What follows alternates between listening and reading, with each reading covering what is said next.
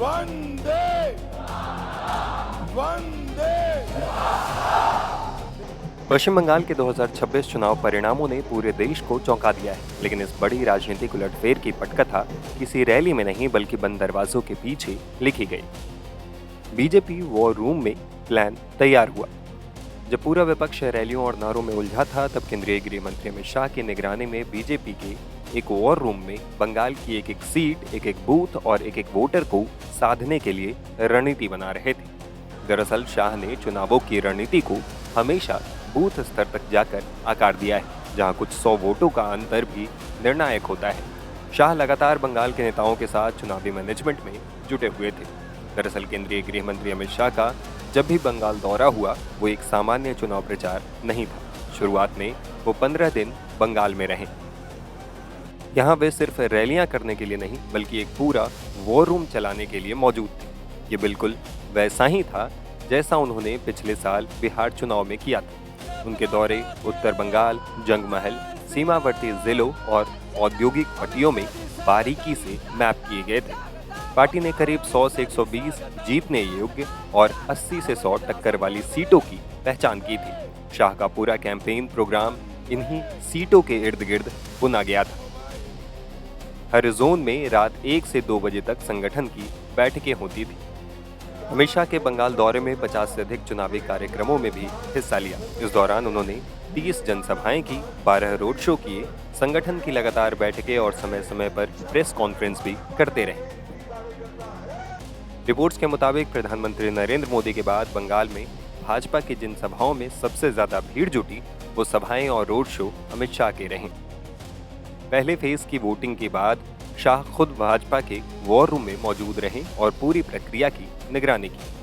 अमित शाह की सबसे बड़ी और नई राजनीतिक चाल ये रही कि उन्होंने बूथ स्तर पर भारी जोर दिया।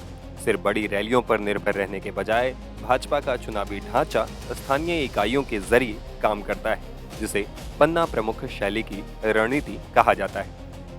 पश्चिम बंगाल में ये और भी बहुस्तरीय था। भाजपा की चुनाव रणनीति बूथ स्तर पर मतदाताओं तक संपर्क करने पर केंद्रित थी और ये सब डेटा के आधार पर तय किया गया था।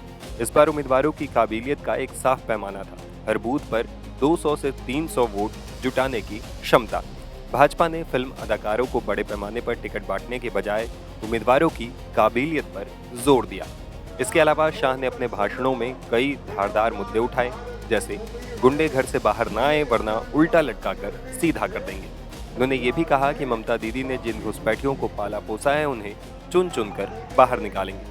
उन्होंने 45 दिन में बॉर्डर पर फेंसिंग के लिए जमीन देने का वादा किया। बंगाल में बाबरी मस्जिद नहीं बनने देने की बात कही। महिला सुरक्षा पर उन्होंने संदेश खाली और आरजी कर कांड की भी बात उठाई।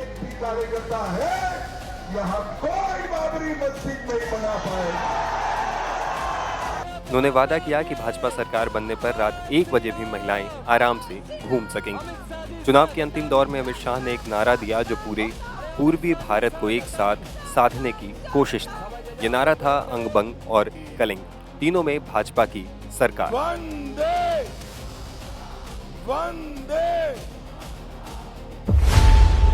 खबरों की रणभूमि में यहाँ शोर नहीं, सोच लड़ती, जहां शब्द नहीं फैक्ट्स वार करते हैं और हर सवाल खोलता है सच की नई परत।